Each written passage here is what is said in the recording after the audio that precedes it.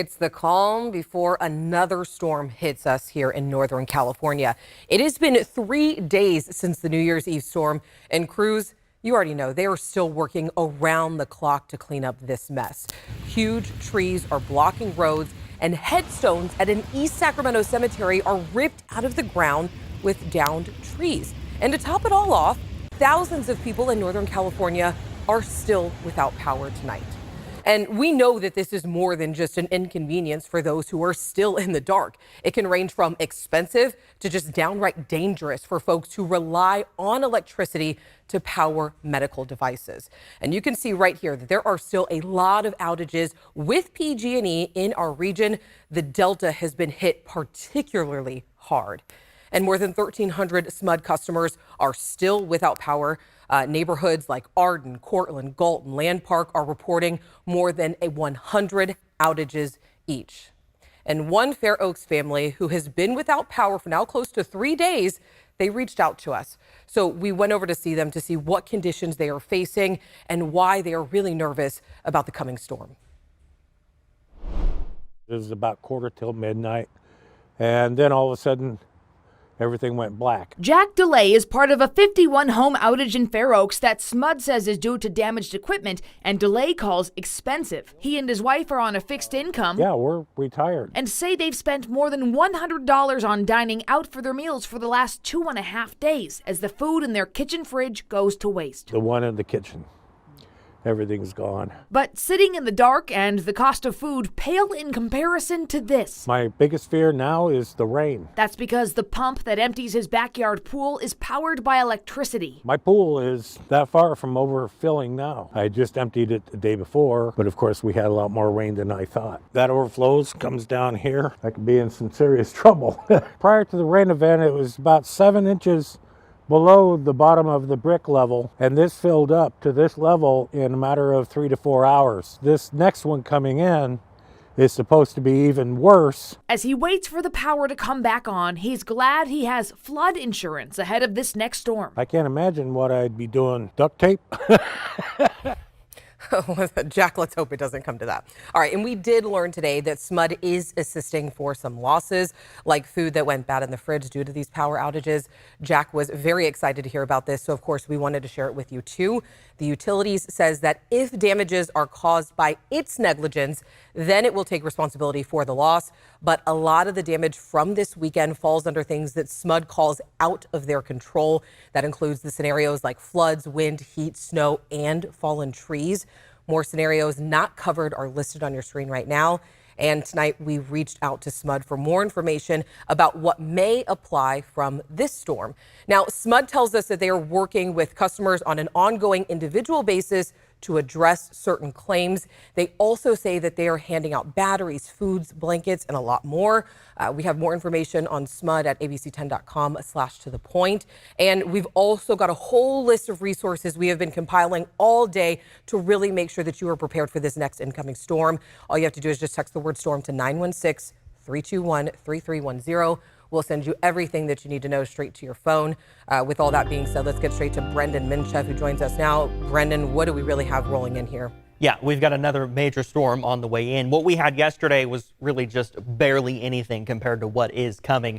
For the rest of this evening, just some drizzle potentially, not any rain through the overnight hours. So if you are still planning on making some storm preps, maybe going out to the store to get some non-perishable items in case of power outages, still good to do that. But as we look towards tomorrow morning, that rain is going to be coming in pretty early. Once we get towards 4, 5, 6 o'clock in the morning, the first rain bands will start to make their way in.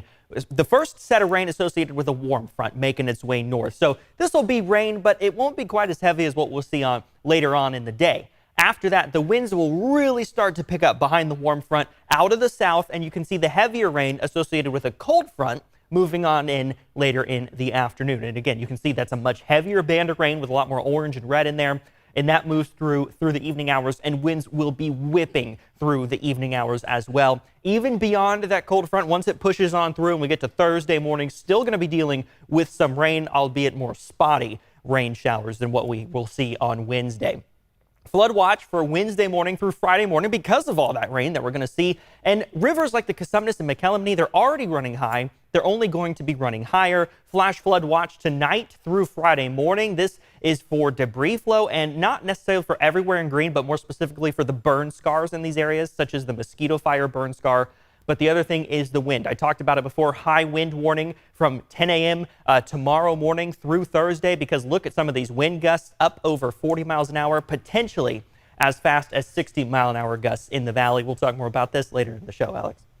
All right, and there are steps that you can take to help keep your home safe ahead of the next storm. So first and foremost, like Brendan just told us, the wind from the next storm are coming from the south and blowing north. So do not park your car on the north side of large trees if you can avoid it.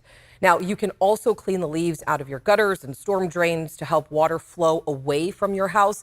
And if you have time, you'll want to weatherproof windows and doors. If you can feel a draft from a window, that means it could leak. And then finally, make sure that you check your home and renter's insurance policy, see what you have coverage for. And if you have any questions, make sure that you are reaching out to your agent. Now, just a few hours ago, Sacramento County approved a state of emergency that was declared for the county over the weekend. The head of Sacramento County's Office of Emergency Services explains why this is so important. We don't know what to expect with this next storm. So we're going to have to take a look at conditions as the storm arrives. This is going to be a very impactful storm with high winds. We expect trees to come down, and we want to make sure wherever we're sending people, it's going to be safe. Yeah, and the proclamation will last for at least 60 days. It allows the county to use any services, property, or personnel of the county to help mitigate flooding. Sacramento County can also now ask federal and state agencies for more funding, manpower, or equipment. Other local counties, including San Joaquin and El Dorado counties, have also declared emergencies. Now, the New Year's Eve storm caused multiple breaches on the levees, leading to all of that flooding that we saw in Wilton and Highway 99. But who exactly is responsible for repairing those levees? This is a video of where those levee breaches are in Wilton. And tonight, Sacramento County tells us that breaks and breaches happen on Reclamation District properties and private properties.